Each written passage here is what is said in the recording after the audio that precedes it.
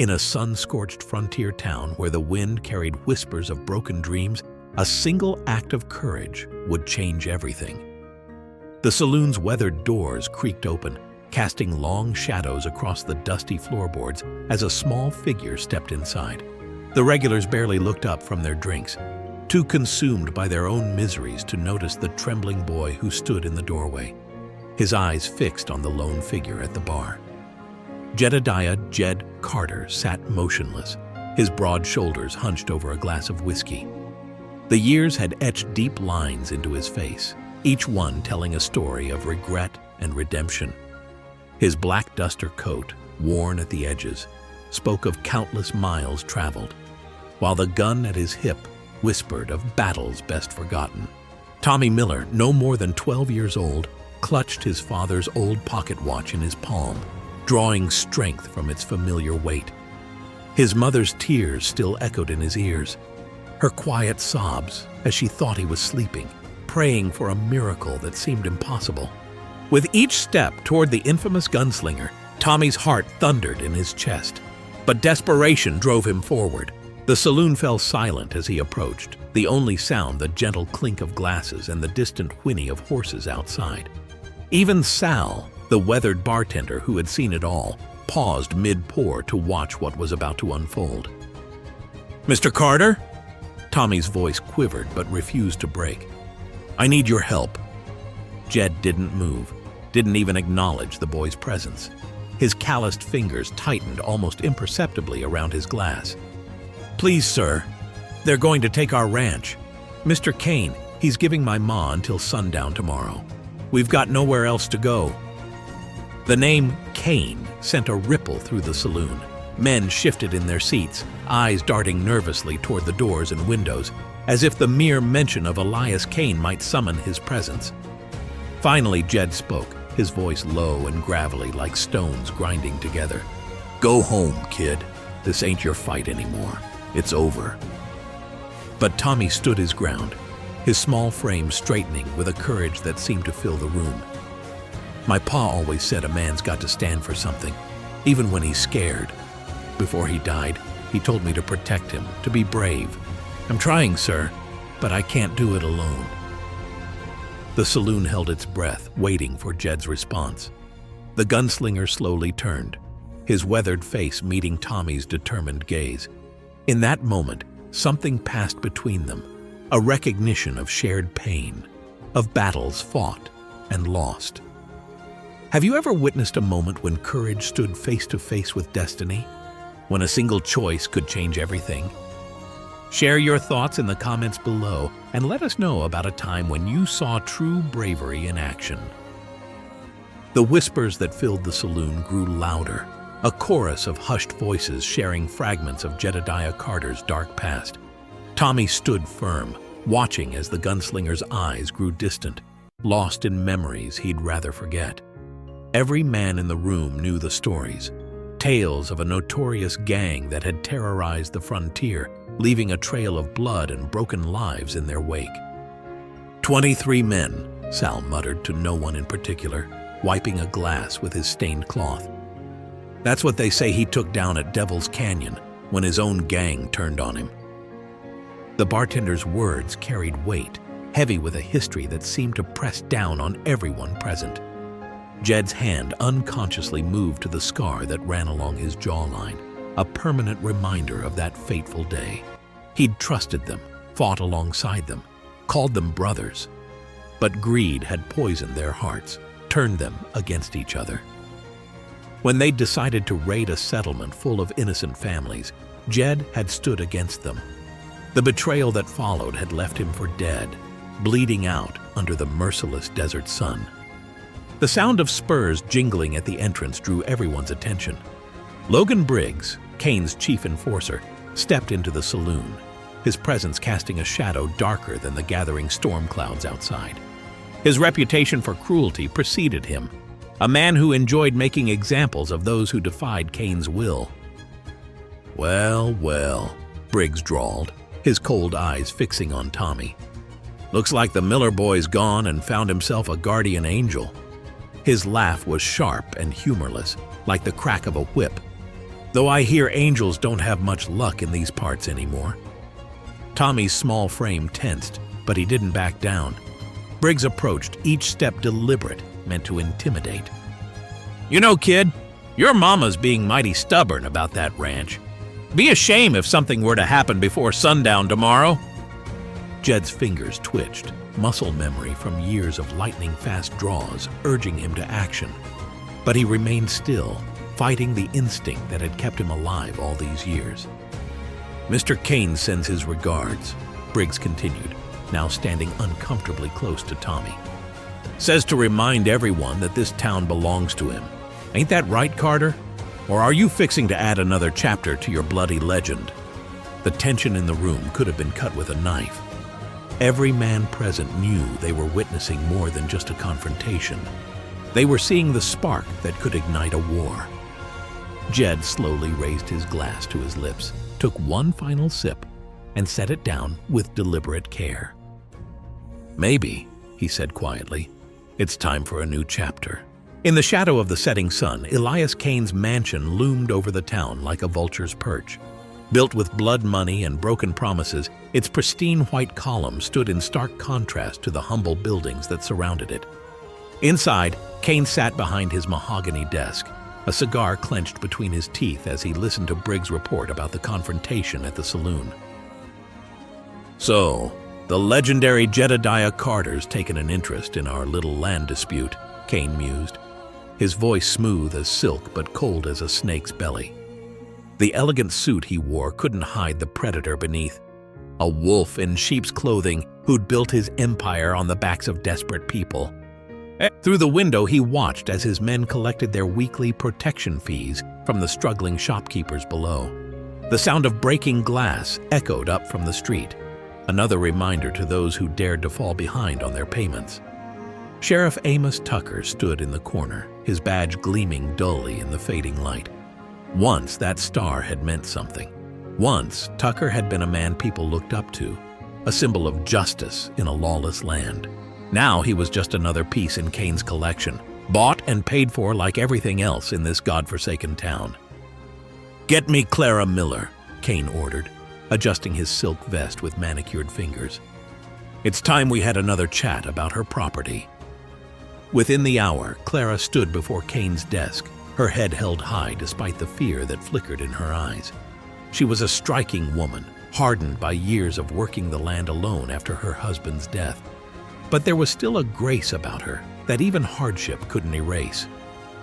"Mrs. Miller," Kane began, his smile never reaching his eyes. "I'm a reasonable man. My offer still stands, twice what that dusty patch of land is worth. Think about your boy, Tommy, isn't it? He deserves better than a life of struggle."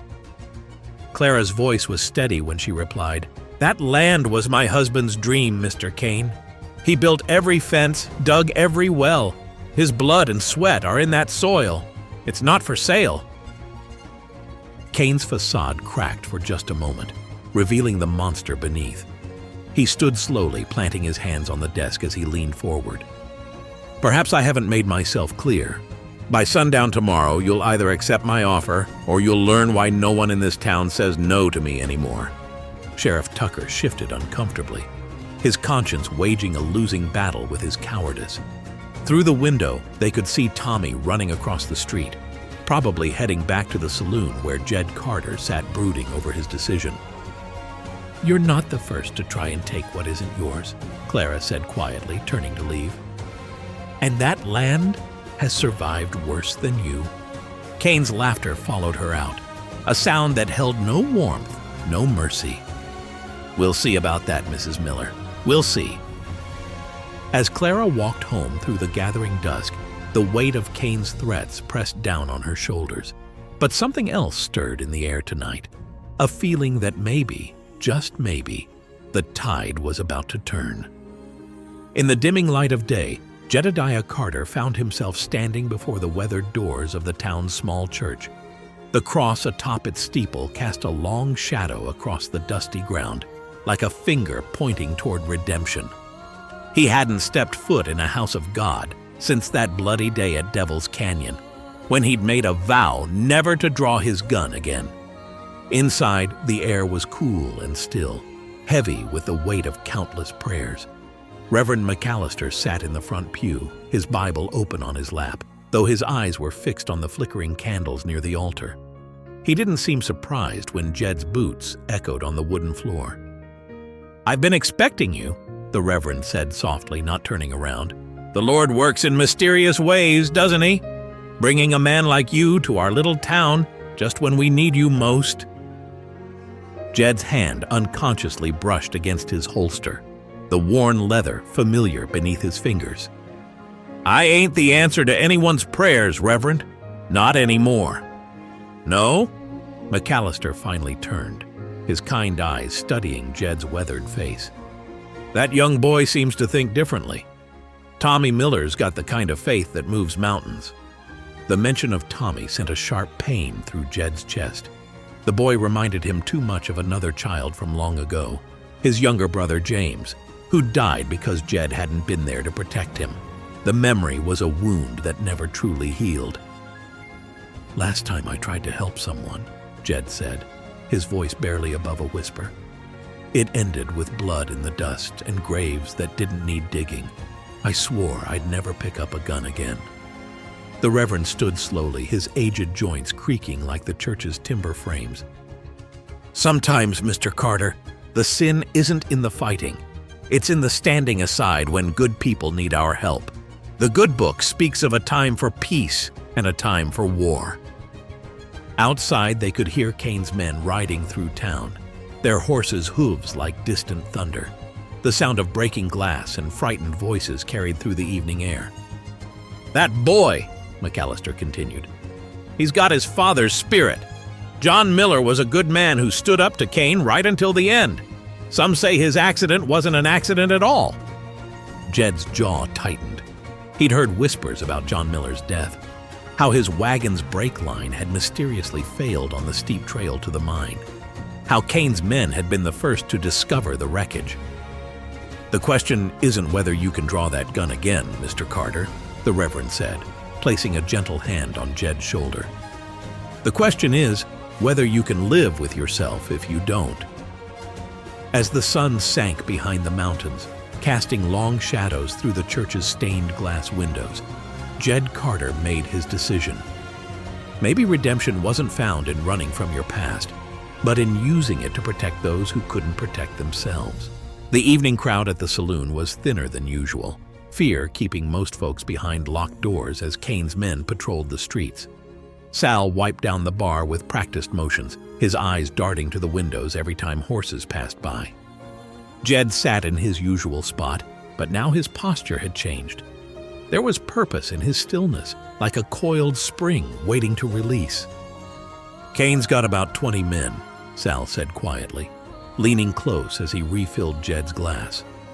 "Most are just hired guns, but 5 or 6 have been with him since the beginning. They're the ones you need to watch for, especially Briggs. Man's got eyes like a rattler and twice the poison." Jed nodded slowly, taking in every detail. "What about the townsfolk? Any fighters among them?" Sal's bitter laugh held years of disappointment. "Used to be, before Kane broke their spirit. Remember old Joe Thompson? He tried organizing some resistance last year. Next morning, they found his shop burned to the ground, his livestock slaughtered. Message was clear enough." The saloon door opened, letting in a gust of cool evening air along with Clara Miller.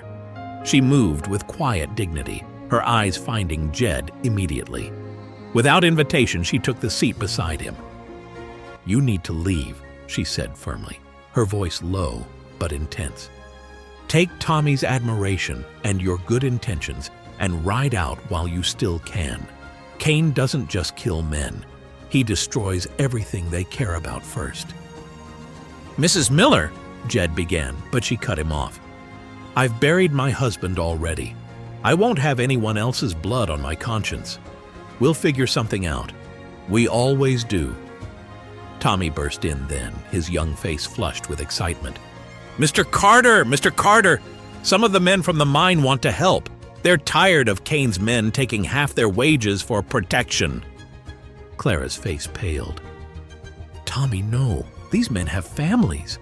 So do we, Ma. And if we don't stand up to Cain now, there won't be anything left to protect. The passion in the boy's voice stirred something in the room.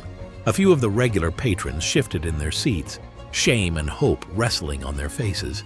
Jed watched them carefully, seeing the embers of courage trying to reignite. "Your boy's right," Jed said softly to Clara. "Cain's power comes from fear. Take that away, and he's just another bully with borrowed strength." "And what happens when he sends his men to burn our homes?" a voice called from the corner. "What happens to our children?" Jed stood slowly, his presence filling the room. What's happening to them now? Living under a man who takes what he wants, who teaches them that evil wins as long as good men do nothing? He turned to Clara. "Your husband knew this. That's why he stood up to Cain, wasn't it?" Tears filled Clara's eyes, but there was steel beneath them. John always said a life without dignity isn't a life at all. Outside, the sun had completely set, and the night seemed darker than usual. But in the saloon, something was changing. The spark of resistance, long dormant, was beginning to flame anew. The first rays of dawn painted the Miller Ranch in shades of gold and shadow as Jed Carter surveyed the land from his position behind the old barn. Hours earlier, he'd helped Tommy and Clara relocate to the church, where Reverend McAllister would keep them safe. Now he waited, his practiced eye noting every approach, every potential line of attack. The ranch house stood quiet, seeming abandoned to any casual observer. But Jed had spent the night preparing. He'd loosened boards on the porch to creak when stepped on, positioned mirrors in windows to catch any movement, and scattered tin cans in strategic locations. Every sound would be a warning, every shadow a potential advantage. The thundering of hooves broke the morning silence. Through the barn's weathered slats, Jed counted 8 riders approaching, led by Briggs himself. They rode with the confidence of men who expected no resistance, their rifles held casually across their saddles. "Check the house," Briggs ordered, his voice carrying across the yard. "Miller woman's probably hiding inside with that brat of hers." 2 men dismounted, spurs jingling as they approached the porch. The loose boards creaked beneath their feet, just as Jed had planned. They shared a look, suddenly uncertain, hands tightening on their weapons. "Something ain't right," one muttered, but Briggs cut him off. "Just check the damn house!" The moment they stepped through the door, Jed moved. Like a ghost, he slipped from the barn's shadow, years of experience guiding his every step. The first shot caught one of the mounted men in the shoulder, sending him tumbling from his horse. Before the others could react, 2 more fell, Jed's aim deadly accurate.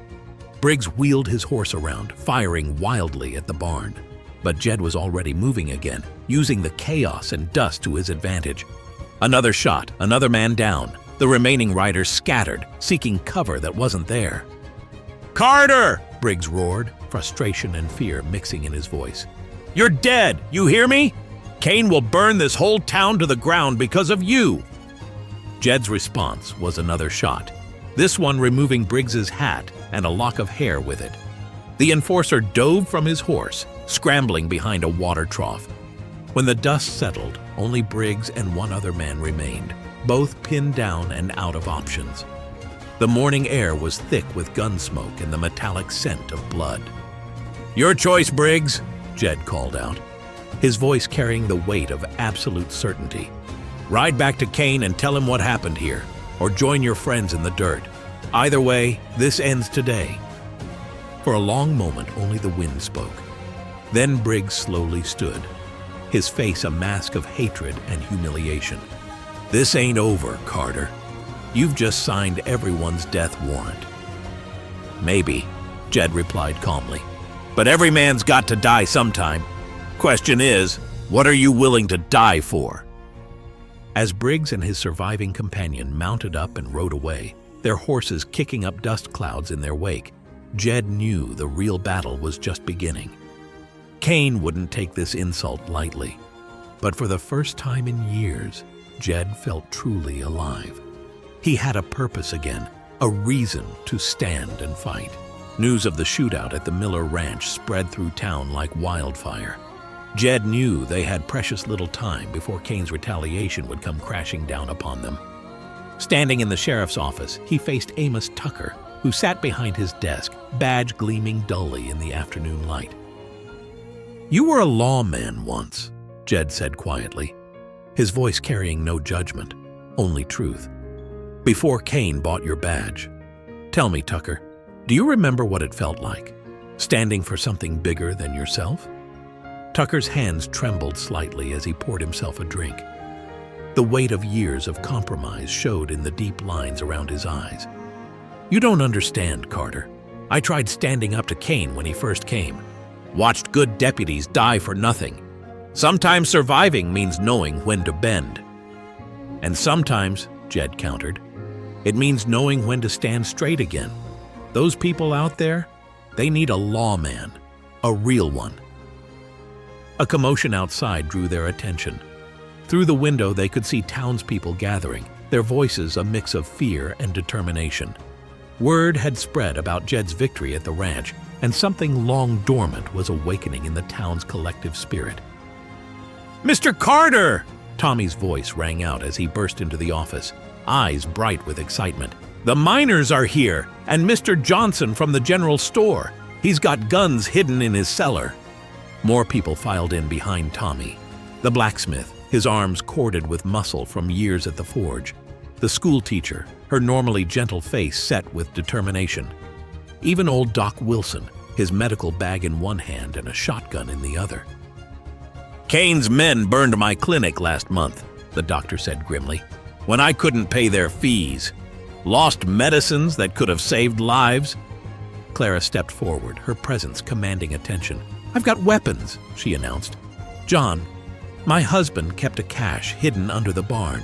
Rifles, ammunition. He always said someday the town would need them." Tucker stood slowly, his chair scraping against the wooden floor. For a moment, he stared at his reflection in the window, at the badge that had once meant everything to him. Then he turned to face the crowd, and something of the old lawman seemed to straighten his spine. "Kane's got probably 30 men," he said, his voice growing stronger with each word. "They're well-armed, well-mounted, but they're fighting for money. We're fighting for our homes, our families, our future." Jed watched as hope spread through the gathered crowd like sunrise chasing away shadows. These weren't trained gunfighters, but they were people who'd had enough of living in fear. Sometimes he knew that it was more powerful than any weapon. "We've got until sunrise," Jed announced. "That's when Kane will come. We need to be ready. Every street, every building, every possible approach. This won't be just a fight. It'll be a war for the soul of this town." As the townspeople began organizing, distributing weapons and planning defenses, Jed caught Tucker's eye. The sheriff nodded once, and in that gesture was a promise. Tomorrow, he would remember what it meant to wear that star. The sunset painted the town in shades of crimson and gold, as if the sky itself was preparing for the bloodshed to come. Jed stood on the saloon's balcony, watching as townspeople moved with purpose through the streets below, fortifying positions and sharing quiet words of encouragement. Tommy sat beside him, his small fingers wrapped around the revolver Jed had just given him. It was an old piece, well worn but reliable. "I'm not telling you to use this," Jed had explained, showing the boy how to hold it properly. "But every man should know how to defend what he loves." "Were you scared?" Tommy asked suddenly, his voice barely above a whisper. "The first time you had to fight?" Jed considered the question, remembering a time when he was not much older than Tommy. "Being scared isn't what matters, kid. It's what you do despite being scared that counts." He paused, studying the boy's face in the fading light. "Your pa understood that." Down below, Clara emerged from the general store carrying supplies. She'd spent the day helping Doc Wilson prepare bandages and medicines, her face set with grim determination. When she looked up and saw Tommy with the gun, her expression flickered between fear and understanding. Inside the saloon, Jed pulled out a piece of paper and began to write. His words were few, but carried the weight of a life lived hard and lessons learned harder. If he didn't survive tomorrow, he wanted Tommy to understand why some fights were worth dying for. "They're coming!" The cry came from the church tower, where lookouts had been posted. In the distance, a cloud of dust rose against the darkening sky. Kane's scouts, checking their defenses, measuring their resolve. Jed moved through the town, checking positions, offering quiet words of encouragement. The miners had barricaded the main street, while sharpshooters were positioned in upper windows.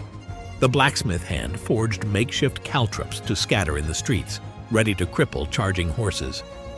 Sheriff Tucker stood outside his office, pinning on his badge with hands that no longer shook. "Never thought I'd die wearing this star again," he said as Jed approached. "Then don't die," Jed replied simply. "Live for it instead." As night fell completely, an eerie quiet settled over the town. In the distance, they could see the campfires of Kane's gathered forces, dozens of them, spread out like malevolent stars on the horizon. The message was clear. Tomorrow would bring hell itself to their doorstep. Back at the saloon, Jed found Tommy still on the balcony, clutching his father's pocket watch. "Get some rest, kid," he said softly. "Tomorrow comes early." "Mr. Carter?" Tommy's voice trembled slightly. "Promise you won't leave? Like Pa did?" Jed placed a hand on the boy's shoulder, feeling the weight of trust and hope in that simple touch. "Some promises you can't make, Tommy. But I swear, I'll fight with everything I've got to stay." As the boy finally went inside, Jed remained on the balcony, watching those distant campfires flicker like demon eyes in the darkness. Tomorrow would write its story in blood and gunsmoke. But tonight, in this moment of calm, he found a strange peace in standing for something worth fighting for. Dawn broke over the town like a wound opening in the sky. Crimson light spilling across the silent streets. The first shot came without warning, a single crack that shattered the morning stillness. Then hell itself seemed to descend as Kane's riders burst from every direction, their war cries mixing with the thunder of hooves and gunfire. Jed's voice cut through the chaos. "Hold your positions! Wait for my signal!" The townspeople crouched behind their barricades, hands trembling on unfamiliar weapons, fear and determination warring in their eyes. When the first wave of riders hit the main street, the blacksmith's caltrops did their work. Horses screamed, riders flew from their saddles, and the neat formation dissolved into chaos. That's when Jed gave the signal. "Now, fire!" Windows erupted with muzzle flashes as the townspeople opened fire. Kane's men, caught in the crossfire, feel like wheat before a scythe. But more kept coming, disciplined fighters who quickly adapted to the ambush. Sheriff Tucker stood in the middle of the street, his badge catching the morning light as he fired with deadly accuracy. Years of buried courage surfaced in his steady hands and unflinching aim. "This is our town!" he roared, his voice carrying over the din of battle. From his position on the saloon's roof, Jed spotted Briggs leading a flanking movement down the alley. He was about to call out a warning when Tommy's voice rang clear. "Mr. Carter, behind you!" Jed spun just as one of Kane's men emerged from a hidden position, gun raised. The boy's warning saved his life. His shot caught the attacker square in the chest, sending him tumbling from the roof. The battle raged street by street, building by building. The miners, used to hard work and danger, held their ground with pickaxes and dynamite. The schoolteacher proved herself a surprisingly good shot, protecting the church where the children and elderly had taken shelter. Clara Miller fought like a lioness, manning a rifle from her position in the general store's upper window. When Briggs and his men tried to storm the building, she met them with such fierce resistance that they were forced to retreat. But Kane's forces were professionals, and they began to push the defenders back. The toll mounted. Doc Wilson worked frantically to tend the wounded, his white shirt increasingly stained with blood. Then came the moment that changed everything. Tommy, running messages between positions, spotted Kane himself directing the attack from the cover of a side street. The boy raised his revolver, the one Jed had given him, and fired. The shot went wide, but it drew Kane's attention. The land baron's face contorted with rage at the sight of the boy. He raised his own weapon, But before he could fire, Jed appeared as if from nowhere, placing himself between Tommy and danger. "Cain!" Jed's voice carried across the battlefield like thunder. "Face me yourself, you coward! Or are you only brave when dealing with women and children?" The fighting seemed to pause, all eyes turning to watch as the two men squared off. The moment everyone had been waiting for had finally arrived. The morning sun hung high in the sky as Jed Carter and Elias Cain faced each other on the blood-stained street. Gunfire had ceased, and an eerie silence fell over the town. Even the wounded seemed to hold their breath, knowing they were about to witness something that would be spoken of for generations. Cain stood tall in his expensive suit, now dusty and torn from the battle. His silver-handled revolvers gleamed at his hips, and his face wore a sneer of contempt. "You've cost me a lot today, Carter. I'm going to enjoy making an example of you." Jed remained motionless, his weathered duster swaying gently in the hot breeze. His voice carried clearly across the distance between them. "You've been making examples of good people for too long, Cain. Time someone showed this town what happens to men like you." From his position behind a water trough, Tommy watched with wide eyes, his small hand still gripping the revolver Jed had given him. Clara stood nearby, her rifle ready, though she knew this was one fight she couldn't intervene in. "When I'm done with you," Cain snarled, "I'm going to burn this town to the ground. Every man, woman, and child will learn what it costs to defy me." Jed's response was quiet but carried deadly certainty. "You talk too much!" The air seemed to crackle with tension. Sheriff Tucker, bleeding from a shoulder wound, muttered a quiet prayer. Briggs watched from the shadows, his face twisted with anticipation of his boss's victory. It happened in the blink of an eye. Cain's hand dropped to his gun, moving with the speed that had built his reputation. But Jed was faster. Impossibly, incredibly faster. His draw was like lightning, so quick many would later swear they never saw him move at all. Two shots rang out almost as one. Cain's bullet whistled past Jed's ear, close enough to stir his hair. Jed's found its mark.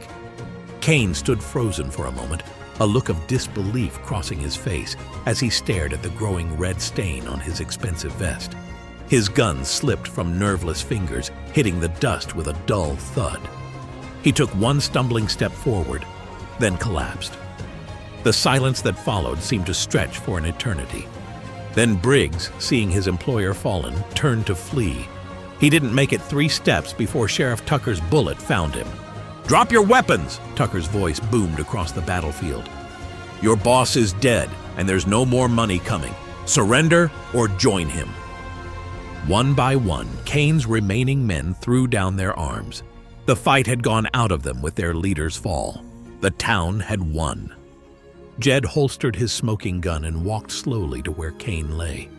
The dying man's eyes were wide with shock, his breath coming in ragged gasps. "How?" he wheezed. "How did you—" "Because I wasn't fighting for money," Jed replied softly. "I was fighting for something worth dying for." Cain's last breath escaped in a bitter laugh, and then he was gone. The tyrant who had terrorized the town for so long was nothing more than another body in the dust. The days following the battle brought both celebration and mourning to the town. As the sun set on another day of rebuilding, folks gathered in the saloon, which had become a makeshift meeting hall. The air was thick with pipe smoke and conversation, punctuated by occasional bursts of laughter, the sound of people finally free to express joy without fear. Doc Wilson had his hands full tending to the wounded, but most had survived. Sheriff Tucker, his arm in a sling, stood before the crowd, his badge polished and gleaming with renewed purpose. "Cain's men have been locked up," he announced, "and the state marshal's on his way to collect them. But more importantly, we've got decisions to make about our town's future." Clara Miller sat at a corner table, Tommy beside her, watching as Jed Carter quietly observed the proceedings from his usual spot at the bar. The gunslinger's face bore fresh cuts and bruises, but there was a peace in his expression that hadn't been there before. "Mr. Carter," Clara called out, her voice cutting through the chatter. "Will you stay, help us rebuild?" There was something in her tone, a warmth, that spoke of possibilities beyond just rebuilding a town. Jed turned slowly, his eyes meeting hers. For a moment, something flickered across his face, longing, perhaps, for the kind of life he'd long since abandoned. This town's got good people, He said finally. strong people. You don't need me anymore. Tommy jumped up, his chair scraping against the wooden floor. But you can't leave. We won because of you. No, kid. Jed shook his head, a gentle smile touching his lips. You won because you were willing to stand together. Because your ma, the sheriff, everyone here remembered what it means to fight for something bigger than themselves. The Reverend McAllister stepped forward, his Bible clutched in weathered hands. The Lord works in mysterious ways, Mr. Carter. Perhaps He brought you here not just to help us fight, but to find something you've been looking for. Jed's hand unconsciously touched the gun at his hip. Maybe, he admitted, but there are other towns out there, other people living under the boot of men like Cain. Sometimes the best way to honor a victory is to help others find their own. The saloon grew quiet as his words sank in. They understood, even if they didn't want to accept it. This was a man who had found his calling, not in settling down, but in standing up for those who couldn't stand for themselves. Clara approached him, tears glistening in her eyes, but a smile on her face. Then at least stay tonight. Let us thank you properly. You'll come back though, won't you? Tommy asked, hope shining in his young face. Promise you'll visit? Jed ruffled the boy's hair, something he'd never done before. Some promises you can't make, remember? But this town, well, it's got a way of calling to a man's heart. We'll see what the future brings. The evening stretched on, filled with stories, songs, and the warm embrace of a community reborn. Tomorrow would bring new challenges, but tonight was for celebrating not just their victory, but the discovery of their own strength. In the soft light of dawn, Jed Carter stood by his horse, adjusting the saddle straps one final time. The town was quiet, most folks still asleep after the previous night's celebrations, but a small group had gathered to see him off, faces that had become more than just passing acquaintances in his time here. Sheriff Tucker stepped forward first, extending his hand. Town council met last night. We're naming the main street Carter Avenue, just so you don't forget where to find us. Jed took the offered hand, a slight smile playing at his lips. Plenty of reminders without that. Some marks don't wash away easily. His eyes moved to the building, still bearing the scars of battle, each bullet hole and scorched wall a testament to their fight for freedom. Clara Miller stood nearby, her presence as steady and strong as the land she'd fought to keep. I had my doubts about you, Mr. Carter, she admitted softly. Thought you might bring more trouble than help. Never been happier to be wrong. The trouble was already here, ma'am, Jed replied. You just needed someone to help you face it. Tommy pushed forward then, clutching something in his small hands. I want you to have this, he said, holding out his father's pocket watch. So you'll remember us. Jed knelt down to the boy's level, gently pushing the watch back toward Tommy's chest. Keep it, son. Your pa would want you to have it. Besides, he added with a wink, I've got something better to remember you by. He reached into his saddlebag and pulled out a small package wrapped in brown paper. This is for you. Open it when I'm gone. The sun was climbing higher, casting long shadows across the dusty street. Reverend McAllister stepped forward, offering a final blessing. May the Lord watch between you and us, while we are absent one from another. Jed mounted his horse with fluid grace, settling into the saddle as naturally as breathing. He took one last look at the town, at the people who had dared to stand against tyranny and won. Remember what you learned here, he said. Courage isn't about not being afraid. It's about standing together despite that fear. As he rode toward the horizon, Tommy couldn't wait any longer. He tore open the package to find Jed's old sheriff's badge from his days before the gang, along with a note that read, Sometimes the bravest thing you can do is believe in yourself. You've got the makings of a fine lawman, Tommy. Make your pa proud. The small group watched until Jed's figure disappeared into the rising sun. But his legacy would live on in the town he'd helped save, in the stories they would tell their children, and in the courage he'd awakened in their hearts. If this story touched your heart, share it with others who need to hear it. Remember, sometimes the greatest heroes aren't the ones who stay, but the ones who show us what we're capable of before riding on to help others find their own strength. Don't forget to subscribe for more unforgettable tales of courage, redemption, and the triumph of the human spirit.